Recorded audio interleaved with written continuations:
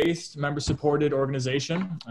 We started back in 2018 with the idea of education. How do we connect experts to stakeholders so we can make informed decisions and help the industry grow? We are, like I said, member supported. I want to give a big shout out to Harris Beach Law Firm. They're our sponsoring member. We have a bunch of individual and business memberships. All those funds help support us move forward and keep doing this. We got a bunch of volunteers who are helping in the background to put on and organize these events, and really are here to support the community. So we want to ask questions to everyone who's out there to better understand how we can support this industry and this community that's growing. We have about 15 people on call right now, and hopefully we'll be getting some more in. So I am your host, Zach Sarkis, and my co-host is Jacob Fox. He's a member of HempLab and has been with us from the start. I'll let Jacob say hello for a second. Hi, everyone. Thanks for having me, Zach. My name is Jacob Fox. I run a business called Closed Loop Systems, and we design, build, and operate large-scale vermicomposting facilities. So that's what I do as my main business. And then on the side, I also am planting 30 acres of industrial hemp fiber variety this year. So I'm really curious about this conversation and really excited to talk. Thanks, Zach, for having me. Yeah, of course. And so in no particular order, our panelists today are, we got Stephen Halton. He runs a company called Central New York Processing. He is one of the leaders in New York State with regards to fiber processing production. He's an entrepreneur. He's a farmer. Got some really great insight. I'll let him introduce himself in a moment. We got Jared Nelson, Dr. Jared Nelson, who's a professor at SUNY New Paltz. I met Jared a couple of years back now and really just blown away by his team, a group that he's working with, looking at the implementation and utilization of fiber for industrial use from an engineering perspective. And we got Dr. Jen Jenkins. She has also been at the forefront of this industry from some of the first seeds been planted in New York State. She's professor at SUNY Morrisville, and she's, leading the way from an education perspective as well as from the farming community. So we got some really awesome perspective that really can take the fiber production from seed all the way through production to sale. And it's going to be a great conversation. So we'll launch out to Steve, and I'll let you introduce yourself, and we'll go from there. Well, thanks, Zach. Thanks for having me here. Yeah, like you said, I've got the agricultural background. I started the farm business back in 2011, I think it was. I don't know. I can't even keep track of the years now. I wanted to grow fiber, just like Jacob did, does. And, but I fast realized that it was important for me to help build the industry and build infrastructure for that. So I founded CNY Hemp Processing in 2017. We primarily focus on grain and fiber, gearing a little bit more towards the fiber end. We've just moved into a 12,000 square foot facility in New Woodstock, just outside Cazenovia, about 20 minutes away from Syracuse. And just really excited for the growing season, as long as the pandemic doesn't slow too many things down. Great. Yeah, Jared, I'll let you take it from here. Yeah, you bet. Zach, Jake, thanks for having me. I really appreciate it. I'm glad to be here. And yeah, it was, I remember that first conversation we had, Zach, back in the day. And actually, Jacob, I think you were on that call as well. And it was just an exciting realization of how many synergies there were in what we were trying to do. And so it's fun to be here today. So I am actually a composite materials specialist. I've been working in and around the composite materials industry for the better part of 20 years now. And so I'm really interested in fiber reinforced plastics. And that's where my research for my PhD and master's degrees have been, in addition to a lot of my industry experience. As I was finishing up my PhD, I had the fortunate opportunity to be working alongside a gentleman who went and started a natural fiber company. I won't mention his name because he's arrogant and I don't want him to, get word that I'm talking about him. But he pulled me into a project to start looking at bamboo fibers. And that really kind of opened my eyes to, not only looking for natural replacements for fiber reinforcements, but also really kind of opened my eyes to look at what is sustainability. And so that's really what brings me, what gets me excited about this research is what opportunities exist and how can we attain them sustainably. So I'm looking forward to people's questions today. And again, thanks for having me, guys. Yeah, of course. We appreciate you being here, Jared. Jen, I'll send it over to you. I'm less verbose than Jared.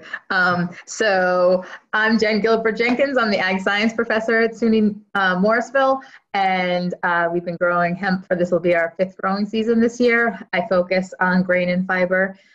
We also have CBD grows on our campus, but that's mostly in the horticulture department. And so I, from an agronomy standpoint, love fiber hemp. I love how it fits into our growing season and what it can do for crop production in the state. So that's where my interest is. Awesome.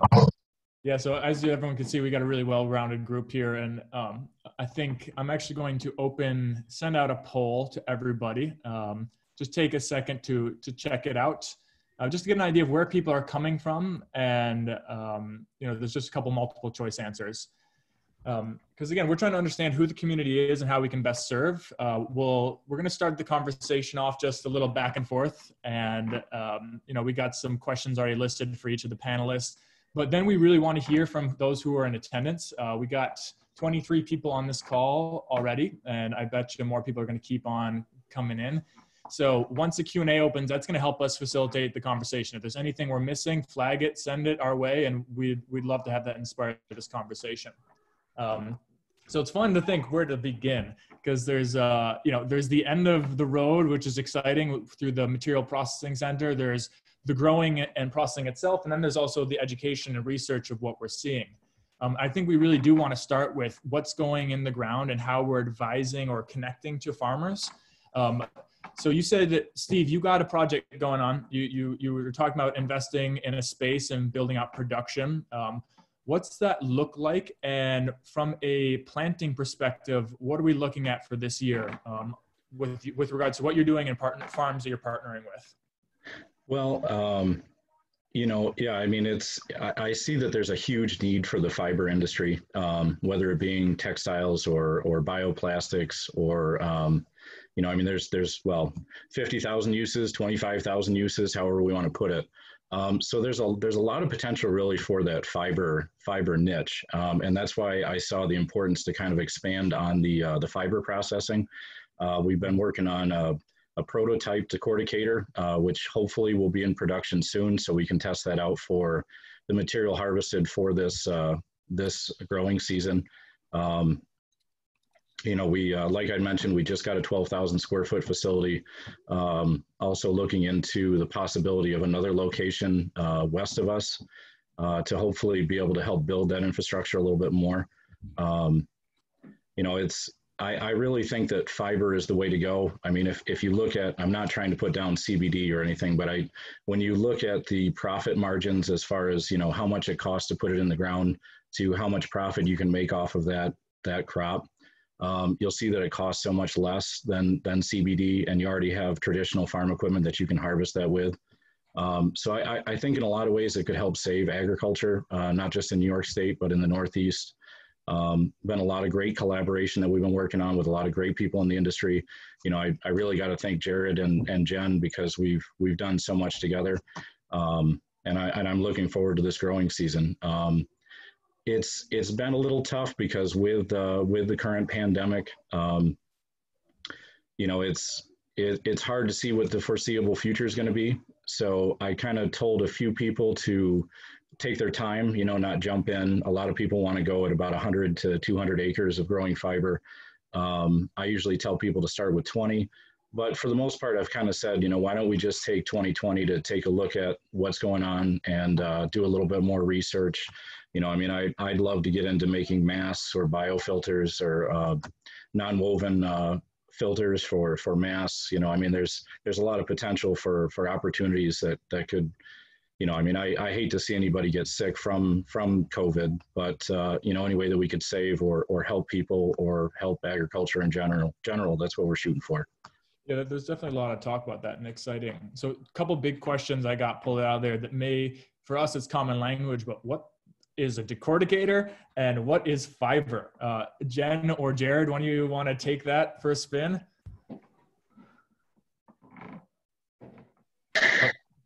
I'll talk about, well, Jared, you want to talk about what's fiber, and I'll do the decorticator side because that's it's your fabulous drawing that I always refer to. Sure. Actually, I was thinking maybe it made sense to do this the other way around, Jen. Maybe you talk about. We work so well together. Yeah.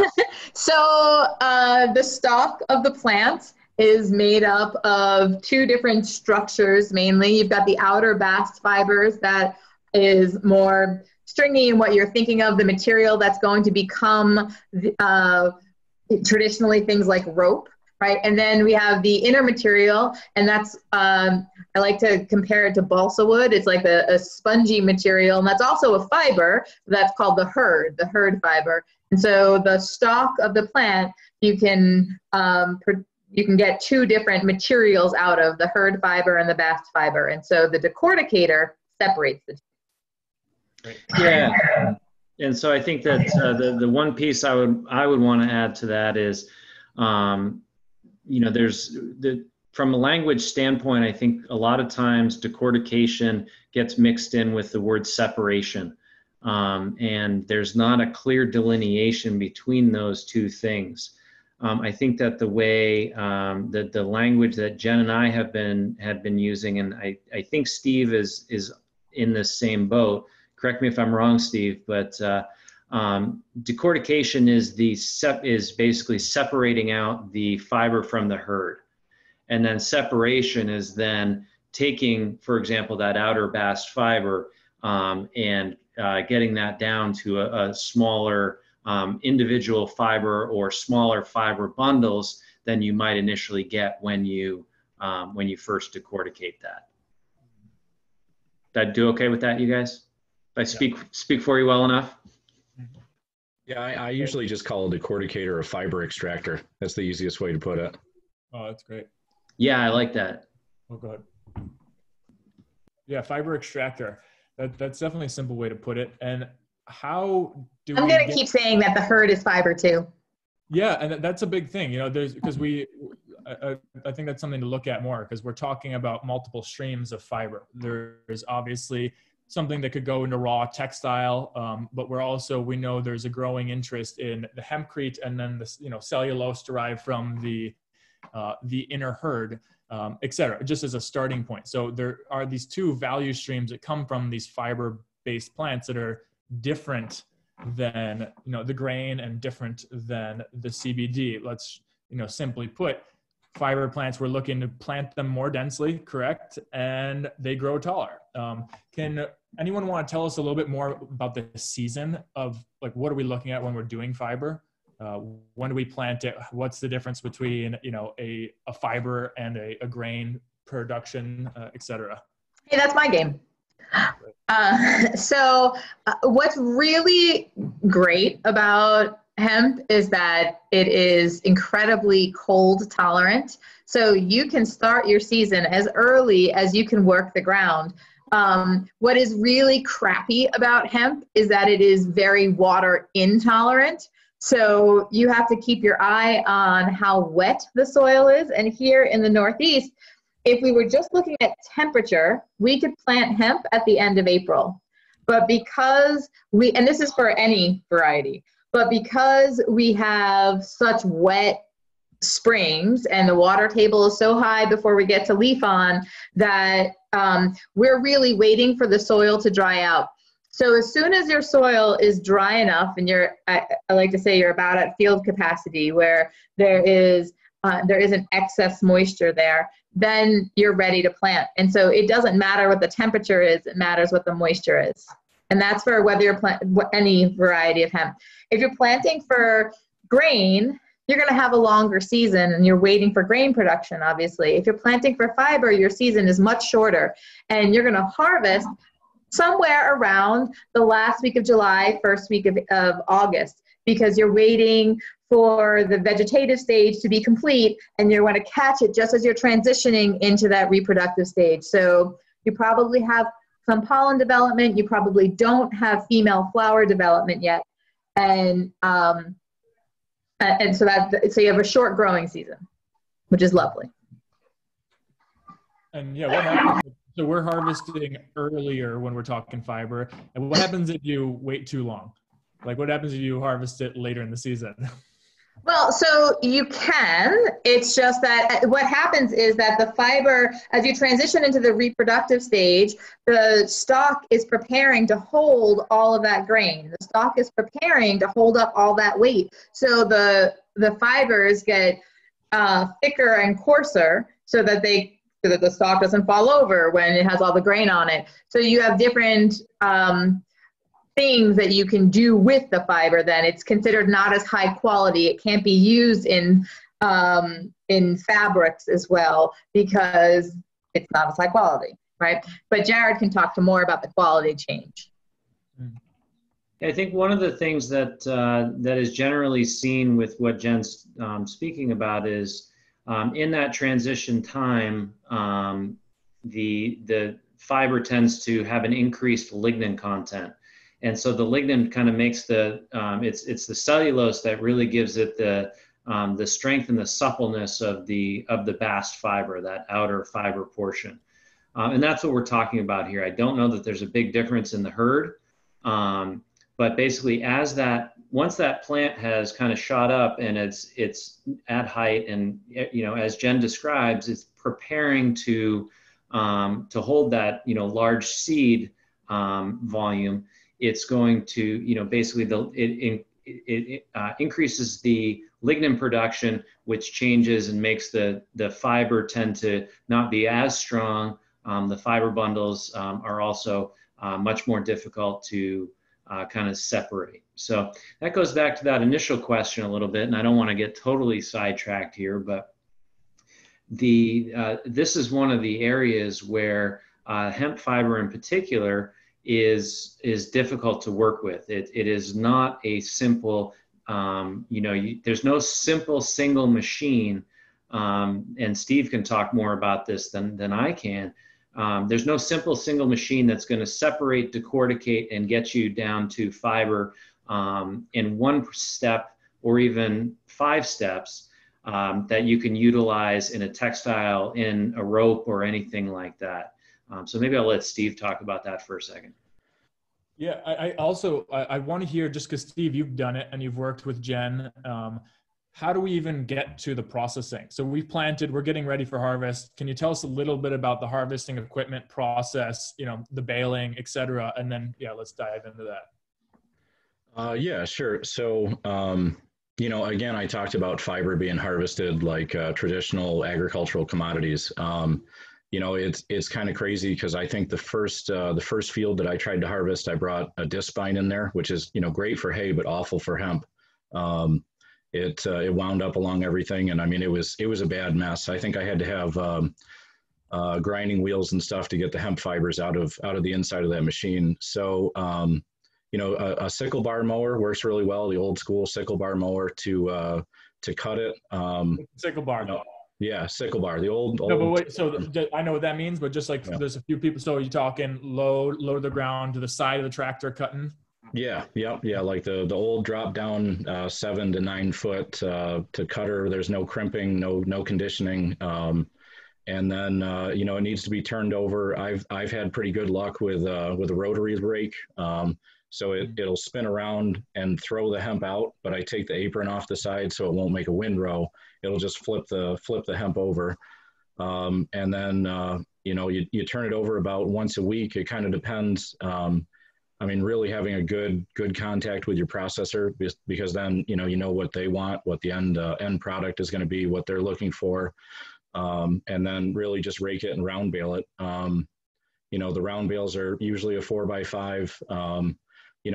I like to use a twine baler. I know that Jen uses the the net roller. You know, and I mean, her bales are beautiful. So I think that either one works well. It kind of depends on how you're going to store it. You know, one big question that I get asked is the logistics.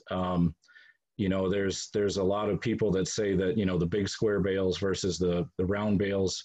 I mean, yeah, you can fit a lot more tonnage on a truck or a semi if you're moving those large square bales. But, you know, like my process, we're shooting for more of like a high grade or textile grade. So the longer lengths of fiber work a lot better. So those round bales, it's wrapping the fiber, you get longer lengths. It's a lot easier to process that way. Let's see, I got all excited about the baling. And what else were we going to talk about? My kids are distracting me downstairs. I think, you know, the process, you know, getting it from, you know, the field to eventually, you know, a sellable commodity. Right. So, I mean, like I said, I mean, you know, having a good contact with your processor is really good. Like I said, I like the round bales. It makes it's more valuable in my eyes. So I'll pay more for it if it's baled properly or if it's retted properly. Which is that process of flipping it over. I don't think we touched base about the retting process. You know, basically it's to where bacteria will get in there. I'm sure Jared or Jen will say the technical term, but the bacteria gets in there and it releases that fiber from the herd I see Jared smiling at me. I'm waiting for the comeback on that one. You know, but the funny thing is, Steve, I would say the exact same thing. I'm not a biologist. Yeah, no, I don't know. I'm just a farmer trying to make a living. You know, and so you know, that makes it a little bit more valuable to me, like you said, and then I can process it. And then, yeah, I mean, there's so many machines. It's ridiculous. Like Jared had mentioned, you know, we have a decorticator. There's a couple of processes that we've done in-house. You know, I mentioned about building this prototype decorticator. It's kind of an interesting machine. I really hope that we have it up and running. I really want to do videos and stuff on YouTube. But we kind of encompassed about 3 machines to go into one. So it would clean that fiber and card that fiber. So we'd really be able to separate that and get it ready for the textile end. But, you know, I actually just had a conversation with someone earlier that's buying a decorticator and really knowing what the end process is, because like my decorticator might work better for the textile industry if we're going for, you know, the fiber. But if someone's going for plastics or, you know, the non-woven mats or, you know, even for shorter hairs, you know, the angel hairs, you know, it kind of all, or the angel fiber, you know, it all really depends. So, I mean, not all decorticators are created the same, and not all processes are the same. On that note, Jake, I'll let you take it next, but like, where in the world are we looking to get, you know, our best practices? You know, there was a question that was put out, you know, what about Romanian equipment for fiber left from the Soviet technologies? You know, it's like, where can we get our reference? Who's leading? How do we not reinvent the wheel? And it's also, you know, it's probably not so simple as just borrowing ideas or equipment from another country. Well, so there's a whole lot that's still happening in Eastern Europe. And in Poland, they can take it straight from the bale to yarn. And so that equipment is out there, it's being used, it's up and running. And the other is China. In China, they're doing a ton of fiber work. And so we can look to Eastern Europe, we can look to China for what they're doing. I want to take a step backward for a second and go back to retting, because we can't just stop. Like you grow the plant and then you cut it and then it doesn't magically go into bales, right? That retting process can make or break your product, right? And so it's incredibly important to have even retting, right? And all retting really is microbial decomposition. You're just letting the microbes get at the plant to start breaking it down, so that the bast fibers will pull off of the herd more easily. But if you don't turn the harvest often enough, right? And so we're looking somewhere around a week. If we don't watch out for excess moisture. You're going to end up with uneven retting, where parts of the harvest are going to start breaking down much quicker than other parts will. And as you bale it, then you're going to have a mess. And overly retted material is useless. You're going to use it for bedding, and that's about it. And so it's really important to keep an eye on that stage. And so you're cutting somewhere around the last week of July, first week of August, and then every 5 to 7 days, you're turning it with that rotary rake for somewhere around 3 to 4 weeks. It depends on moisture, it depends on rainfall, it depends on temperature, and then you come through and bale. And so keeping your eye on it and making sure that you're in that field and you're looking, this is the only part of the process where you have to be more hands-on than any other field crop. That you really, it is most similar to hay, but then we're just talking about a couple of days, not a couple of weeks in the field. So I think it's just important to know that that's a piece of the game that we can't ignore. Yeah, this is incredible. I mean, and what it opens up is something that I find as I'm growing 30 acres this year. I grew 10 acres last year. And as a grower, I'm thinking, what am I going to do with my crop? And what I want to do with it, might not line up with what Steve wants to do with it. And so, figuring out how to connect to that.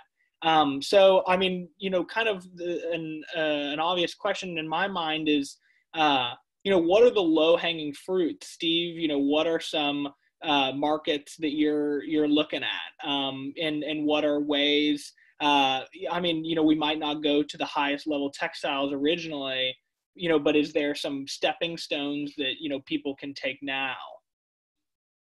Right. So, I mean, there's so many uses for that fiber. And I mean, as a processor, there are some of those low hanging fruits that are a little bit easier to accomplish. I noticed that someone mentioned a question about construction. The herd is really highly sought after in hempcrete. Someone had mentioned biochar. That's a reasonably, well, I don't know. I was going to say it's kind of a simple process, but it's really not. I mean, biochar is really an art because I've messed up biochar plenty of times. I mean, it's really something you have to watch, but it's hard. Really, any low hanging fruit, I guess, would be like something that you're good at. I mean, I see a lot of people that are trying to get into the industry, and they're trying to do what other people are doing. But really focusing on what you're good at and what your area expertise is. I mean, I have a farming background, so we've been doing research with making fertilizer out of hemp. Doing animal feed. We did make bedding for a little while. And then biochar has been a fun one because that's a soil amendment, and that's all things that I'm interested in, and it's things that worked well for me. So it's hard to really say what would work well for everyone. I know what works well for me,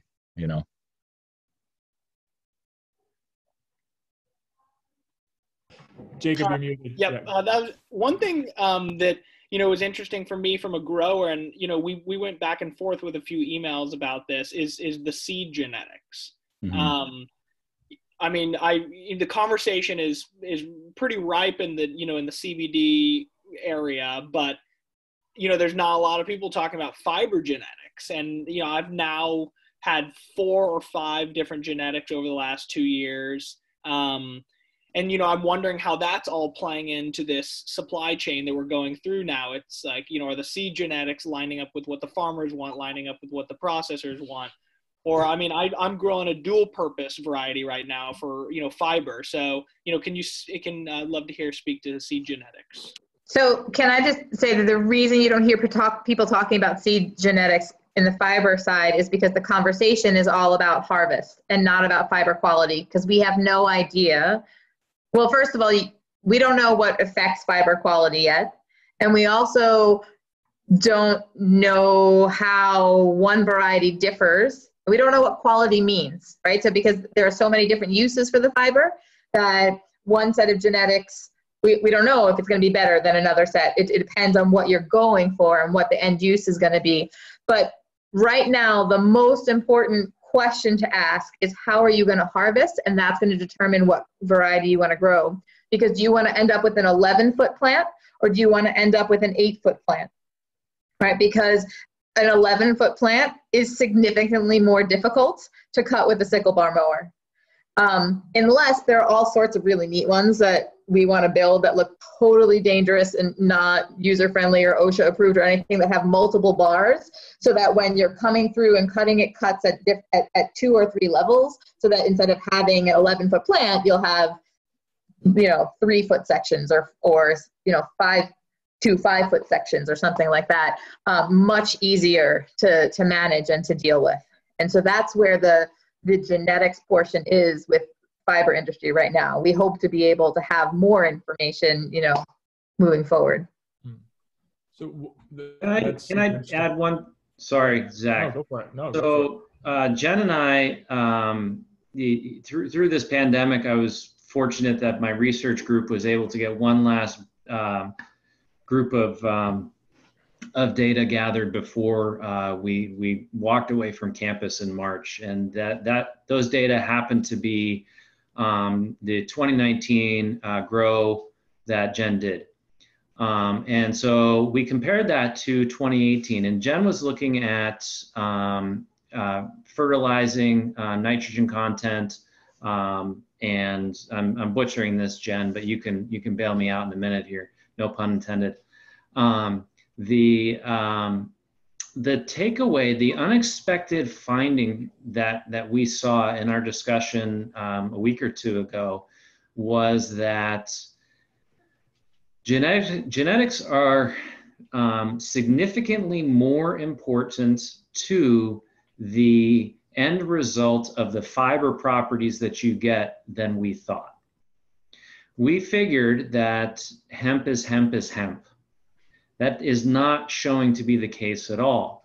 And so while I agree that Jen is absolutely right, and that's, we're either focused on getting as much fiber as we can, which means we want to grow the tallest plant that we can, and I get that makes sense. Or we're focused on, harvesting. But I think that the key factors that really are going to drive the end use are going to be genetics and retting. Those are the 2 key processes, or 2 key steps, that I think are going to be the first order, the major knobs that we have to turn and figure out to get an end use. And that's going to be, the difference between things such as nonwovens to textiles to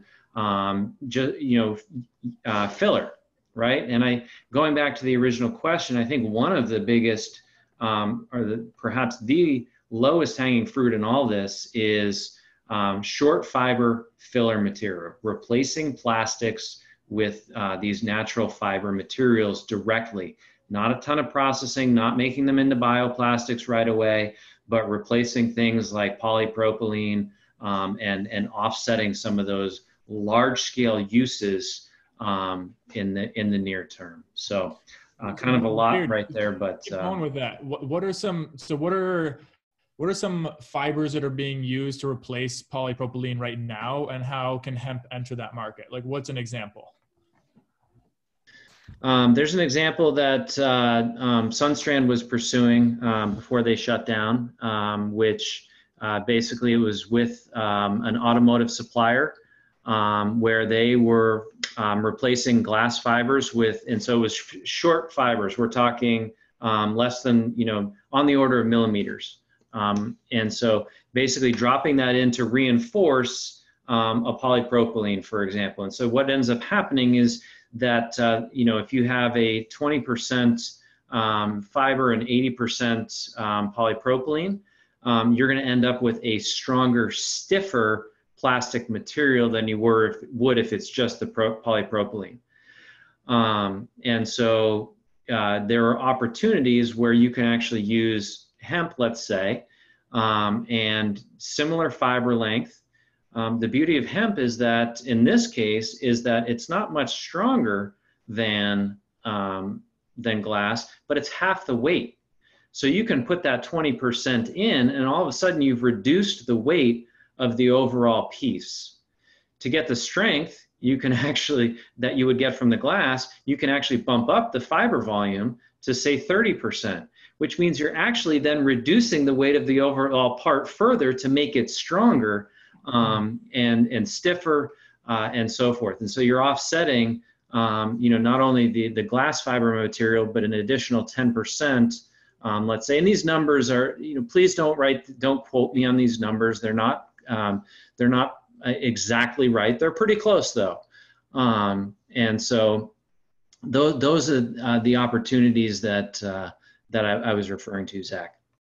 No, that's great. And it's interesting because one of the 2018 HempLab we had where your colleague Ron Busenel came and spoke, one of the most profound statements he said is like, hemp competes with fiberglass. It competes with fiber-based glass. And that's a great example on a simple level. And yeah, we've definitely seen, car parts coming out of Europe that are infused, with the hemp-based, and you hear it's lighter and it's more durable. And that's super interesting.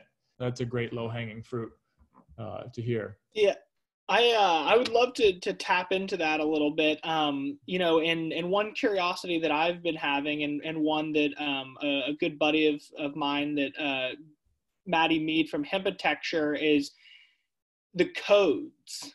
So, if we're talking about hemp replacing, some of these heavily engineered materials, those materials have been heavily engineered to a T. And now we're talking about hemp, and, we just talked about, the whole hemp is hemp, how's it ret? And, I've already seen it with code enforcement officers in hempcrete. And I can imagine as we start getting more and more engineered. So, I mean, Jared, you have a lot of experience working with natural fibers, but if y'all all want to speak to, kind of that quandary that's going to be happening. You guys want me to go first, or go ahead, Jen? You're ready to go. I don't know that I'm ready to go. I think that's exactly the research that we're working on, right? That's exactly what we're trying to figure out is what is the variability, what impacts different fiber properties, so that we can say, okay, we've had this variety has gotten this fertility, and we had this moisture regime during the growing season. What qualities can we expect of that fiber so it is directed towards the appropriate end use? And I don't know that we have that information at our fingertips yet. That is the research that we're working on, to be able to do that and to say that so that we can work with the engineering community who expects very specific specifications on their products to say, yes, this meets your needs. Now Jared can correct me. I don't have any correction there. You're absolutely right. I think you said it beautifully. I think that's where the relationship that Jen and Steve and I have is critical, right? And that's where organizations like HempLab and so forth, where these materials are unique. There are whole huge steps in the process that are different. With fiberglass, there's a company that makes it. Right? One company makes it, another company takes it and weaves it, and then they sell it and it goes and gets used. This starts as seed. Well, the seed actually comes from somewhere, but I don't know anything about that. And then the seed gets sold to the farmer. This farmer puts the seed in the ground, et cetera. And then there's the whole discussion of retting and baling, and then how do you get it to the processor, and then what does the processor do with it? What happens if it's a rainy year as opposed to a dry year? The analogy that comes to my mind is, as an engineer, is to think about the early days of concrete. It wasn't known at first that you had to change your mixture based on temperature, right? And as temperatures changed, as environments changed, you had to change your mixture to get different properties and different end results. You reinforce it, for different things, you use rebar in different ways, et cetera. So we are in that stage right now where we need to understand what are all these inputs and how do they affect that output, so we can assess what is the performance that this material is capable of. Yeah, so I kind of wanted to add on that a little bit because as I mentioned, we're trying to start up a facility, or we just bought a 12,000 square foot facility, and I've talked pretty closely with code enforcement, and we've talked about all the hoops that we have to jump through. And it's interesting because code enforcement is asking me questions as far as hempcrete goes. I mean, there's a little bit of information. There's some new fire codes that came out that are geared around hemp. There are new codes that are for the hemp industry and also for building codes. But it really is just a lack of information. There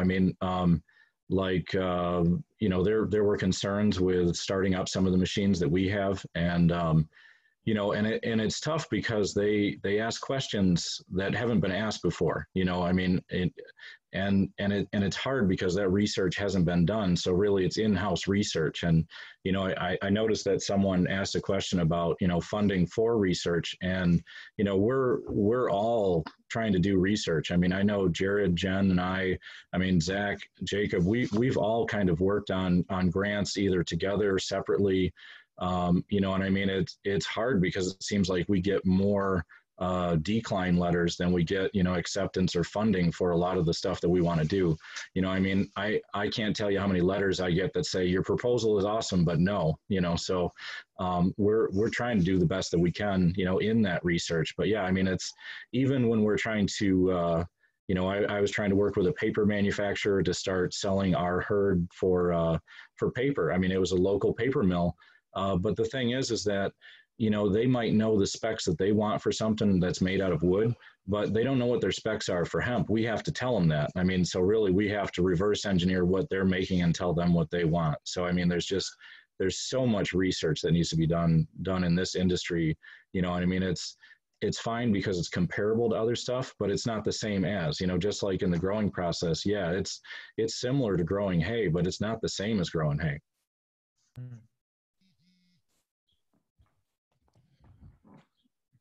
So appreciate all that perspective, and beginning to look at the Q&As. Can you all see those?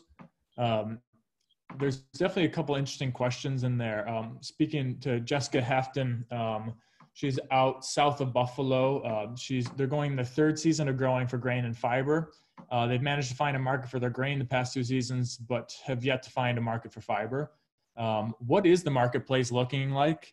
And I think it'd be interesting to hear, breaking it, the ideal per acre. I am curious too about input cost per acre, but maybe more looking specifically like, what can you expect to pull off an acre from a yield? And is there an existing market today? I know you've been doing a lot of work on that, Steve, and happy to hear from anybody.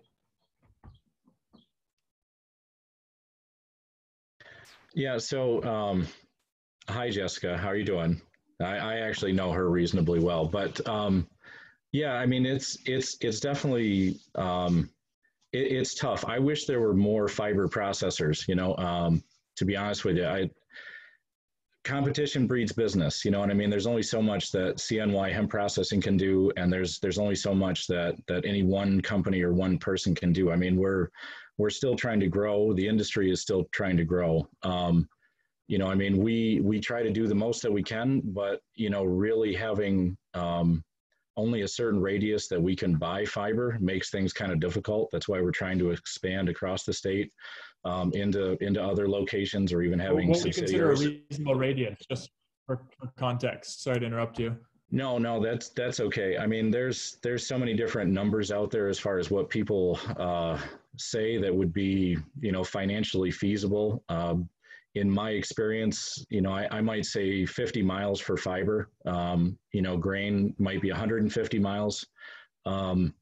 It's tough. I mean, like I said, the logistics can get kind of expensive. I mean, when you're spending, if your cost, to grow the fiber and harvest the fiber might be $350 an acre. When it costs you $350 additionally to truck that to a processor, it doesn't make it financially feasible. I mean, it would be nice to see some smaller facilities or bigger facilities come in. I really think that one big thing that's kind of held back the industry is, hemp being illegal for so many years. I mean, if you look at the time frame that hemp was made illegal, 1937, it's that was kind of a pivotal time for agriculture. I mean, there were a lot of family farms that had a few cows, and they were learning, I mean, they were the ones that were doing all the research. They'd go out and say, this hay, my cows produce more milk on this hay, or they start, making their own cheeses, or they press their own soybeans. I mean, there's so many things that were done, and the fact that it was illegal for so many years, these farmers didn't have the opportunity to be there to do that research, on the farm. So it'd be nice to see some small farm operations to be able to, do that. I mean, maybe small decorticators in farms and in barns across the state would really help, because, that would make them more profitable, because then they're selling fiber and herd. And I believe once upon a time you actually could pay your taxes in hemp fiber. So that decentralized decortication is huge. So I wanted to ask another one from the Q&A. So this one is for Steve as well. Has CNY hemp processing reached out to tribal governments in New York State? Basically, this person's been for a year attempting to convince chiefs to start a hemp-based economic revival plan. I mean, I guess just the conversation, have you reached out or talked with any tribal governments about hemp growing? At this time, I haven't. I would not be opposed to that whatsoever. I guess I just I don't know where I would begin on that one, but I do think that that would benefit agriculture and benefit the industry. There's kind of a general email address, information@cnyhempprocessing.com. That's a pretty good asset. We also have the toll-free number 833-24/7 hemp. We're always willing to talk. Sometimes with the renovations and expansion, it's been a little hard. It's kind of playing phone tag a little bit with people, but we're trying to do the best we can. Well, if you're open to it, Steve, we're happy to share that with your contact information. And Jen, if you've got any thoughts too. So I had someone from one of the northern New York tribal communities contact me and got really mad that I wouldn't work with them. And the reason I wouldn't work with them was because it was too many hours of a drive for my students to make it there. And what I was trying to explain to them was that they didn't need me, that I was happy to help and ask questions, but they didn't need to be a part of my program. They could get their own permits and grow. But I want to be really careful about what we suggest hemp can do. Hemp is a crop, and it's a crop that is wonderful to incorporate into our rotations. It is going to save nobody's farm. It is going to save nobody's economy. It is not a gangbusters, you're going to make millions of dollars ordeal.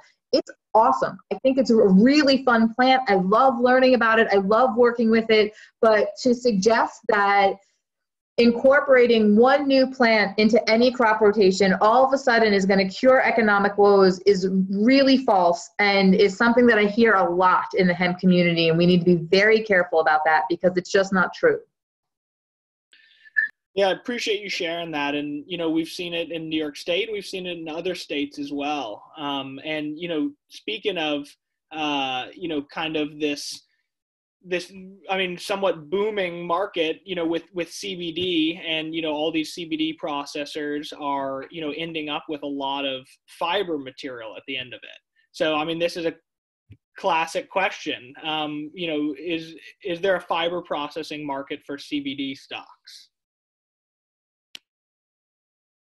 So CBD stocks are predominantly herd and not bast fiber because they're so much thicker, and so there's a lot less surface area. So the reason that you plant fiber crops on 7.5-inch rows at 40 pounds of seed per acre is because you want there to be competition, and you want the plants to grow tall and thin, because the thinner the stalk is, the more bast fiber there is and the less herd there is.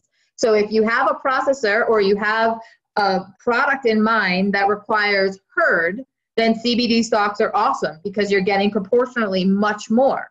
If you're looking for bast fiber, then CBD stocks are nearly impossible to decorticate and are not nearly as useful.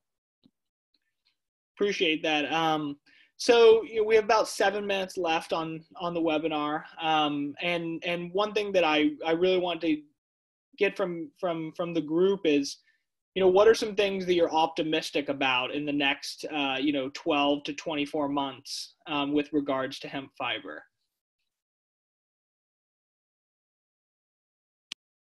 I'll start. So I think that I have optimism based on the fact that I think we are starting to look at the right things. I think that I came into this with, quite a bit of ignorance. I still have a lot of ignorance. I'll be the first to admit it. But one of the things I was not aware of was how difficult it was going to be to get this material into products. That is the key step that is needed. And so Steve said a few minutes ago, right? We need to reverse engineer how these materials can go into various products. And so a customer, the paper company that he mentioned, they don't know what they need from hemp. And so they're relying on him to come up with ways to figure that out. That is the gap that we need to cross right now. That's the gap that goes back to understanding the variation that Jen was talking about. That's what's going to drive the market. If we can figure out end uses, that's what's going to lead to farmers having a material that they can then sell and make a profit on. Until we have that, we're going to be in this kind of I don't know what the right word is, this gray area where people are growing for fiber, and they, at the end of the year, they're like, great, what do I do with this material? And Steve, can buy some of it, but that's what's going to drive this process.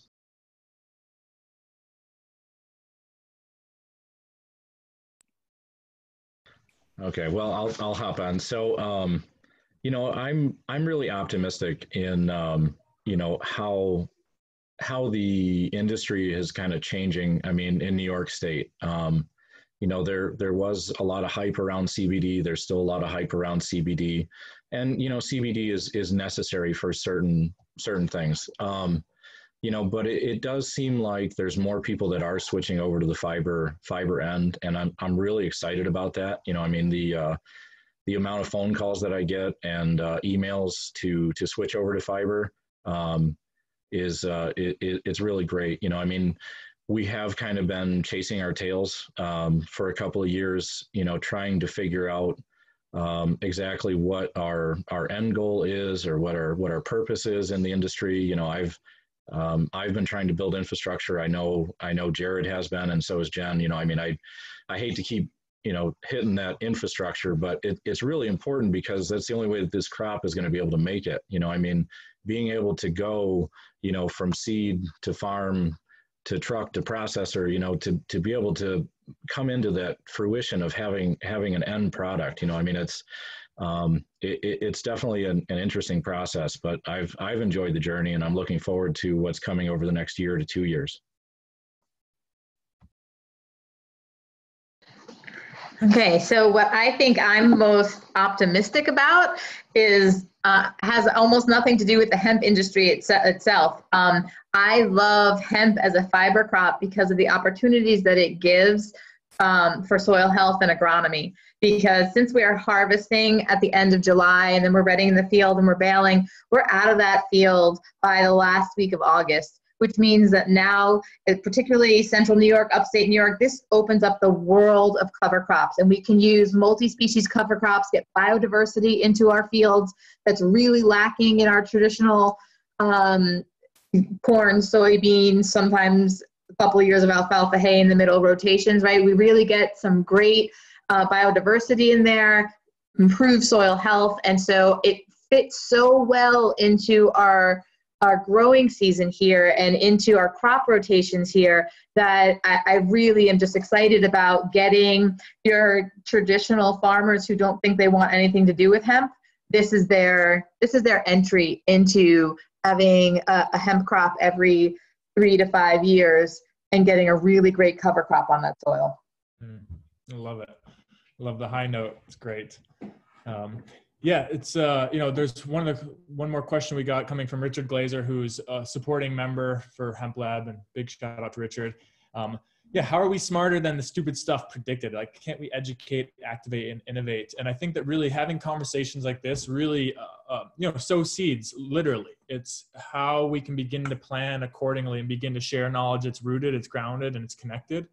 And HempLab's been really working hard to do that, and really bring in folks to the table such as yourselves who are willing to share constantly, like phone call, email. There's just always this openness that I think is really helping this industry move forward amidst, a lot of the madness. And I can't thank you all enough for being here. I also, want to give a big shout out to everyone who's in attendance. There's a lot of members, a lot of friends, and a lot of new faces out there. And someone who registered as COVID-19, which I don't know if is appropriate, but it's still pretty funny in this moment. So as I opened up, HempLab is a registered 501c3 not-for-profit. We're member supported. I just put a link in the chat that gets a link to our membership. Anything you can do, whether it's a donation or you want to be part of the community, that means you can help shape this conversation and direct it by sharing your needs with us. It goes a really long way. We're doing this because we love it, and the more people who are contributing, the more it is a community education platform. So just sharing that because we love HempLab, and we're grateful for everyone who's supporting, and there's a bunch of new faces, and we can't help but share and hope to expand the community. I want to give everyone just another closing word if you want to, just to touch base. And Jared, Steve, and Jen, thank you so much for taking the time tonight. It's busy lives and kids and food.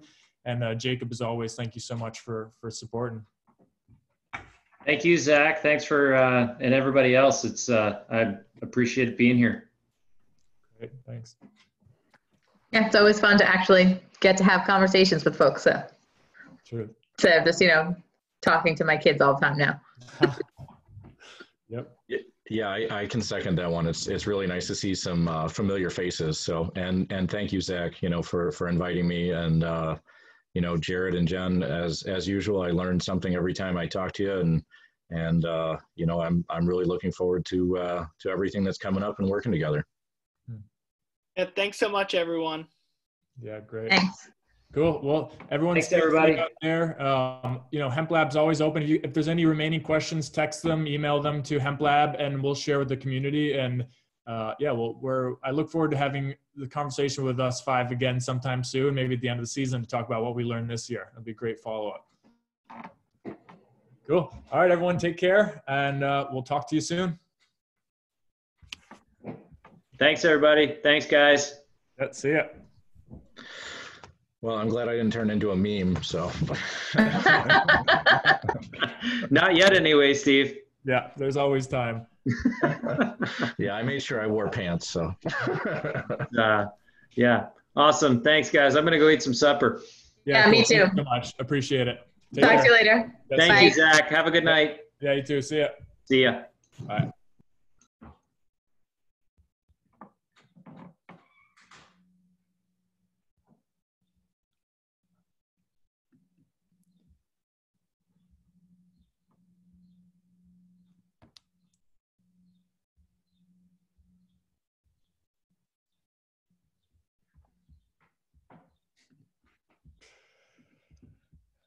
And that's a wrap.